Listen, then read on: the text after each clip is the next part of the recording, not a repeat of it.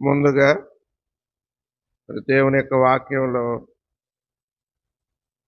2 మాటలు చదువుకొని నీటి బాప్తిస్మములో మరి సాక్ష్యం ఇచ్చుటకు వచ్చిన బిడలకు మనం బాప్తిస్మం ఇస్తాం. నిజంగా లోకములో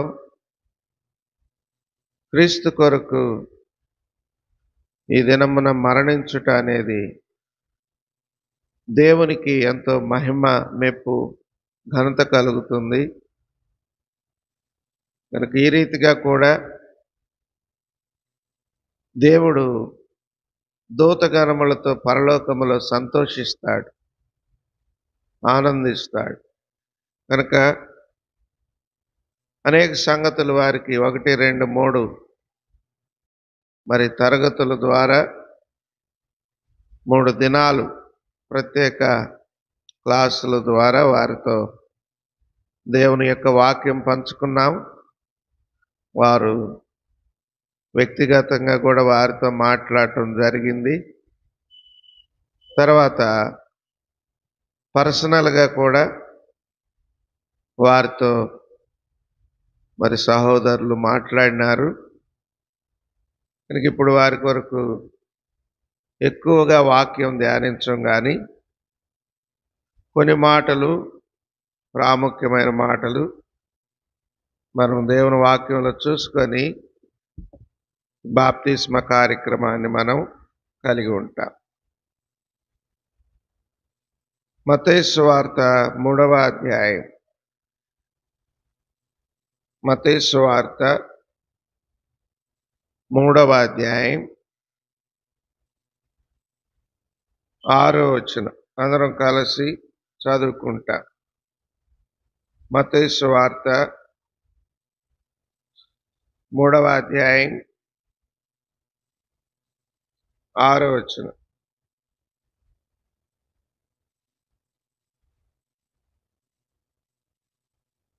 చదువుకుంటాం అందరం కలిసి. తమ పాపములను ఒప్పుకొనుచు యోర్దాను నదిలో అతని చేత బాప్తిస్మము పొందుచుండిరి.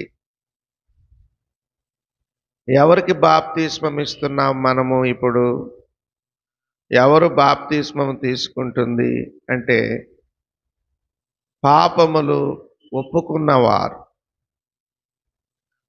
పాపములు ప్రభువు దగ్గర ఒప్పుకొని పాప క్షమాపణ పొందినవారు, ప్రభు రక్తముతో కడగబడినటువంటి వారు, వారికి బాప్తిస్మము ఇచ్చుచూ ఉన్నాం.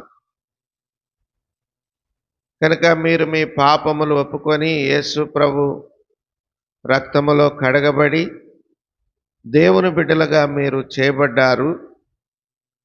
మీరు తీర్మాన పత్రములు కూడా మాకు ఇచ్చారు.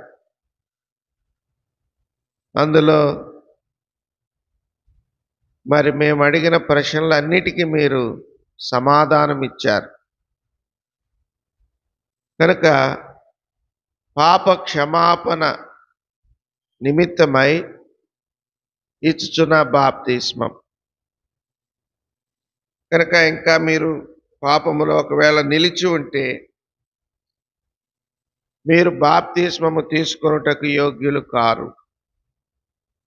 మీరు పాపములు ఒప్పుకొని బాప్తిస్మం తీసుకోవాలి. ఇది మారు మనసు విషయమైన బాప్తిస్మం మొదటిది. అంతకుముందు ఈ సంగతులు వారితో పంచుకున్నాం. సంఘము కూడా ఉంది కనుక దేవుని యొక్క వాక్యం మనం మరలా ధ్యానించుకుంటున్నాం. 2వ చదవండి దేవుని యొక్క వాక్యంలో. 2వది లూకా సువార్త 12వ అధ్యాయం 50వ వచనం. లూకా సువార్త 12. అయితే నేను పొందవలసిన బాప్తిస్మమున్నది, అది నెరవేరు వరకు నేనెంతో ఇబ్బంది పడుతున్నాను. నేను ఎంతో ఇబ్బంది పడుచున్నాను. నేను పొందవలసిన బాప్తిస్మమున్నది. మొదటిది మారు మనసు విషయమైన బాప్తిస్మము, పాపములు ఒప్పుకొని క్షమాపణ పొందుట ద్వారా పొందేటువంటి బాప్తిస్మం. రెండవది బాప్తిస్మము తీసుకున్నాక అనేకమైన ఇరుకులు, ఇబ్బందులు, శ్రమలు కలుగుతాయి. ఇది శ్రమల యొక్క బాప్తిస్మం. మనకు వచ్చేటువంటి శ్రమలలో మనము దినదినము చనిపోవాలి. అపోస్తలుడైన పౌలు అంటాడు, నేను దినదినము చనిపోతున్నానని. కనుక ప్రభు కొరకైన శ్రమలు సహించేవారుగా మీరుండాలి. ప్రభు కొరకు శ్రమలు భరించేవారుగా ఉండాలి. అందుకే ఇక్కడ అంటున్నాడు, అయితే నేను పొందవలసిన బాప్తిస్మం ఉంది, అది నెరవేరు వరకు నేనెంతో ఇబ్బంది పడుతున్నాను. కనుక ఎన్ని కష్టాలు, ఇరుకులు, ఇబ్బందులు వచ్చినా మీరు ప్రభు కొరకై నిలిచి ఉన్నప్పుడు ఆ బాప్తిస్మ కార్యక్రమం మీ మూలంగా నెరవేర్చబడుతుంది. ఇది రెండవ అనుభవం. మూడవది చదవండి. మూడవది 1 కొరింథీ 12:3. 1 కొరింథీ 12:3. ఇందుచేత దేవుని ఆత్మ వలన మాటలవాడు ఎవడును యేసు శాపగ్రస్తుడని చెప్పడనియు పరిశుద్ధాత్మ వలన తప్ప. 12:13 12:3 అన్న. 12:13. ఎలాగనగా యూదులమైనను గ్రీసు దేశస్థులమైనను దాసులమైనను స్వతంత్రులమైనను మనమందరము ఒక్క శరీరములోనికి ఒక్క ఆత్మయందే బాప్తిస్మము పొందితిమి. మనమందరము ఒక్క ఆత్మను పానము చేసిన వారమైతిమి. చాలు. కనుక ఇది ఐక్యత బాప్తిస్మం. ఇంకా మీలో ఈ బాప్తిస్మము తీసుకున్నాక యూదుడని, గ్రీసు దేశస్థుడని, దాసుడని, స్వతంత్రుడనే భేదము లేదు. మేం ఫలానా వారం అనేటువంటి ఆ తాత్పర్యం మన హృదయములో పూర్తిగా నశించాలి. నేను దేవునికి చెందినవాడను, నేను దేవునికి చెందిన దానను, నేను ఎవరి వాడను, ఎవరి దానను కాను. గనక నాయందు ఏ భేదము లేదు. ప్రభు చెప్పాడు కదా, ఏ భేదము లేదు, అందరూ పాపము చేసి దేవుడు అనుగ్రహించు మహిమను పొందలేకపోతున్నాడని. కనుక ఏ భేదము లేకుండా నన్ను ప్రేమించి రక్షించిన దేవుడు నేను కలిగి ఉన్నాను. ఆయన ఏ భేదము లేకుండా నన్ను ప్రేమించాడు. కనుక ఆయన చేత ప్రేమించబడి రక్షించబడిన నేను ఏ భేదము లేకుండా జీవిస్తాను. ఇది ఐక్యత బాప్తిస్మం. మేము మీకు ఇచ్చే బాప్తిస్మం ఒకటే. ఏం బాప్తిస్మం? నీటి బాప్తిస్మం. ఎవరికి ఇస్తామది? పాపములు ఒప్పుకొనిన వారికి, మారు మనసు పొందిన వారికి. ఇక తర్వాత బాప్తిస్మం ఏంటి? రెండోది శ్రమలయందు బాప్తిస్మం. కనుక ప్రభు కొరక ఎన్ని కష్టాలు, ఇరుకులు, ఇబ్బందులు వచ్చినా మీరు నిలవబడాలి.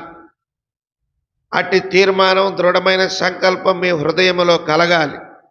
రెండవది ఐక్యత. మూడవది ఐక్యత బాప్తిస్మం. ఇక ఎప్పుడు కూడా నువ్వు భేదాలు కల్పించకూడదు, భేదము కలిగి ఉండకూడదు. భేదాభిప్రాయముతో కూడిన మాటలు మన నోట రాకూడదు. ఇది మూడవది. నాలుగవది చదవండి. రోమా 6వ అధ్యాయం, రోమీలకు రాసిన పత్రిక 6వ అధ్యాయం 1 నుండి 7 వచనాలు. అలాగైనా ఏమందుము కృప విస్తరింపవలెనని పాపమందు నిలిచియుందుమా అట్లనరాదు. పాపము విషయమై చనిపోయిన మనము ఇక మీదట ఎలాగు దానిలో జీవించుదుము? దానిలో జీవించుదుము. క్రీస్తు యేసులోనికి బాప్తిస్మం పొందిన మనమందరము ఆయన మరణములోనికి బాప్తిస్మం పొందితమని మీరు ఎరుగరా? ఆయన మరణములోనికి బాప్తిస్మము పొందితిరని మీరు ఎరుగరా? చాలు. గనుక ఆయన మరణములోనికి బాప్తిస్మం, ఇది విశ్వాసుల యొక్క బాప్తిస్మం. ఆయన మరణములోనికి అంటే భూస్థాపన చేయబడుతున్న వారుగా ఇప్పుడు నీళ్ళల్లో ముంచుటకు గల కారణం. గనక ఆయన మరణములో బాప్తిస్మము పొందితురని మీరు ఎరుగరా? గనక ఇది గుర్తింపుకు చిహ్నం. నీళ్ళల్లో ఎందుకు ముంచుచున్నామంటే నువ్వు మరణిస్తున్నావు. సమాధిలో కప్పబడిన వ్యక్తిలాగా దేహము, చనిపోయిన వ్యక్తి యొక్క దేహం సమాధిలో ఏ రీతిగా కప్పుతారో ఆ రీతిగా మనము నీళ్ళల్లో కప్పబడుతూ ఉన్నాం. గనుక ఇది గుర్తింపు. జాగ్రత్త. లోకము, సంఘము, దేవుడు నిన్ను చూస్తున్నాడు. నువ్వు క్రీస్తులో బాప్తిస్మము తీసుకుంటున్న నీవు క్రీస్తు మరణములో పాలు పొందుతున్నావన్న సంగతి నువ్వు మర్చిపోకూడదు. ఇప్పటి నుండి నువ్వు సంఘములో, లోకములో మరణిస్తున్నావు. ఇక నీ పేరు, నీ ఊరు, నీ యొక్క స్థితిగతి మారిపోతుంది. కనుక ఇది గుర్తింపు యొక్క బాప్తిస్మం. మొన్న ఎవరో చెప్పారు, మన సహోదరులు ఎవరో, బతికుండగానే చనిపోయిందని గవర్నమెంట్ దగ్గర డెత్ సర్టిఫికేట్ తెచ్చుకున్నారంట. ఏదో మరి ఆస్తిపాస్తుల పంపకాల గురించి అట్టో. తర్వాత ఆమె ఆ సహోదరి అంటే గిట్టన వాళ్ళేమో చచ్చిపోయిందని ఆల్రెడీ డెత్ సర్టిఫికేట్ తెచ్చేసుకున్నారు, ఫ్యామిలీ మెంబర్ సర్టిఫికేట్ అని అన్నీ అట్టో పుట్టించేసుకున్నారు వచ్చినాయి. ఇప్పుడు ఆమెంటే ఇష్టపడేవాళ్ళు వాళ్ళ కుటుంబీకులే. లేదు ఇదిగో మా అమ్మ బతికే ఉంది, చచ్చిపోలేదు అని మనిషిని తీసుకుపోయారు. మనిషిని తీసుకుపోతే ఇప్పుడు మనిషిని చూసి బతికుందనుకోవాలా, సర్టిఫికేట్ను చూసి బతికుందనుకోవాలి? చెప్పండి. ఏమి చెప్పరు తెలుసు. ఎటు చెబితే ఇటు మనకెందుకని.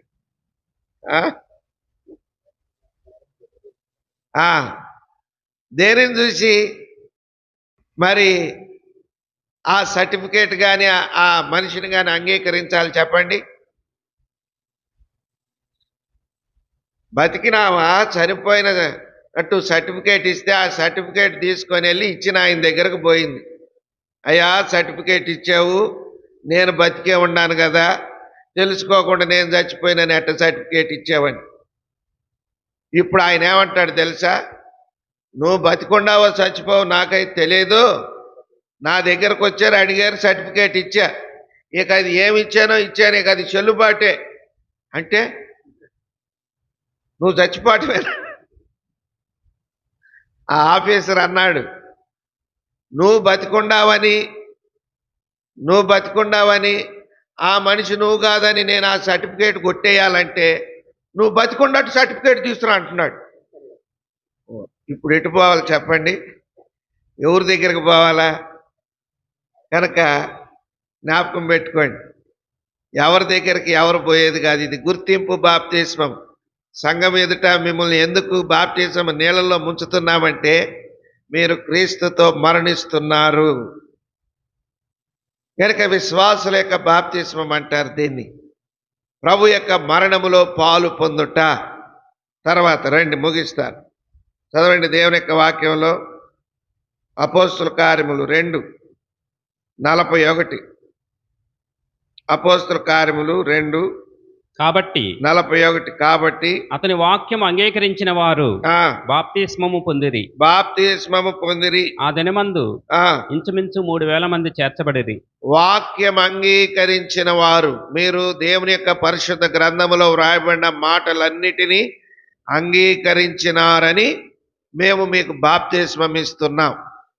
కనుక దేవుని యొక్క వాక్యం అంగీకరించిన వారు ఎవరు వీళ్ళు? విశ్వాసులు ఇందులో పాల్గొంటారు.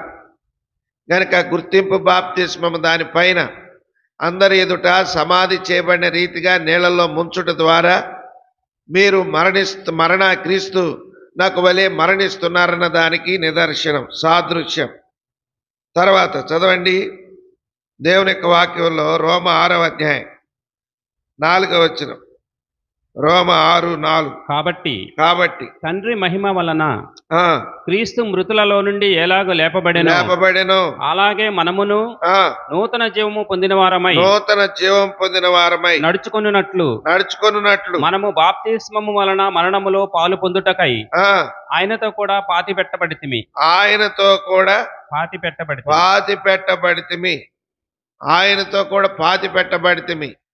గనుక ప్రియమైన వారి కనుక ప్రభు అయిన యేసుక్రీస్తు వారు ఎలాగా పాతి పెట్టబడిన తర్వాత తిరిగి లేచే వరకు కనుమరుగై ఉన్నాడో ఆ రీతిగా మనము ప్రభు కృపలో దాగి ఉండాలి. ఎక్కడ కూడా మనం కనబరుచుకోవటం అనేది మన జీవితంలో ఉండకూడదు. కనుక విశ్వాసుల యొక్క బాప్తిస్మములో ఆయన మరణం యొక్క అనుభవంలోనికి ఈ బాప్తిస్మం మనల్ని గుర్తిస్తుంది. తర్వాత చూడండి అపోస్తుల కార్యములు 8:38 వచనం. అపోస్తుల కార్యములు 8:38. ఫిలిప్పు నపుంసకుడు ఇద్దరును నీళ్లలోనికి దిగిరి. అంతటా ఫిలిప్పు అతనికి బాప్తిస్మము ఇచ్చెను.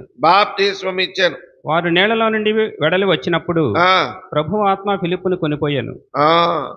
వారు నీళ్ళల్లో నుండి వెలుపలికి వచ్చినప్పుడు ప్రభు ఆత్మ ఫిలిప్పును కొనిపోయాను. నపుంసకుడు సంతోషించుచు తన త్రోవను వెళ్ళాను. చాలు. గనక నీళ్ళల్లో బాప్తిస్మం ఇచ్చుట స్పష్టంగా వ్రాయబడింది. గనక ఆయా రకాలుగైన బాప్తిస్మాలు లోకంలో ఉన్నాయి. అటువంటిది కాకుండా వాక్యానుసారమైన బాప్తిస్మం అన్నమాట. ఇది నీళ్ళల్లో ముంచి లేపటం అనేది. కనుక మీరు వాక్యానుసారమైన బాప్తిస్మము తీసుకుంటున్నారు. కనుక వాక్యం యొక్క అనుభవంలో మీరు 7 అంతల అనుభవంలో మీరు జీవించాలి. విశ్వాసులలో గుర్తింపు మీరు కలిగి జీవించాలి. ఆయన మరణములోనికి పాలు పొందుతున్నారన్న సత్యాన్ని మీరు గ్రహించాలి. కనుక శ్రమల యొక్క బాప్తిస్మం అనేకమైన శ్రమలు, ఇరుకులు, ఇబ్బందులు ఎదుర్కోవలసిన వారుగా ఉంటూ ఉన్నారు. కనుక మీరు పాపములు ఒప్పుకొని మారు మనసు పొందారు. కనుక వాక్యానుసారమైన బాప్తిస్మము మేము మీకు ఇస్తూ ఉన్నాం. ఒకవేళ ఇంకా మీరు పాపములో నిలిచి ఉండి పాప క్షమాపణ పొందిన అనుభవం మీకు లేకపోతే ఏం పర్వాలేదు, ఇప్పటికైనా మీరు ఆగిపోవచ్చు. మేము ఎవరిని బలవంతం చేసి బాప్తిస్మము ఇవ్వట్లేదు మీకు. కనుక మీరు స్వంతగా మీరు వచ్చారు. కనుక వాక్యానుగుణముగా దేవునికి లోబడి జీవించబద్దులైంటూ ఉన్నారు. ఆ రీతిగా పాపములు ఒప్పుకొని మారు మనసు పొందిన వారై ముందుకు వచ్చారు. కనుక ప్రభు నామములో మీకు బాప్తిజం ఇవ్వటానికి మేము మీరిచ్చిన తీర్మాన పత్రమును బట్టి సంఘానికి వెల్లడి చేస్తున్నాం.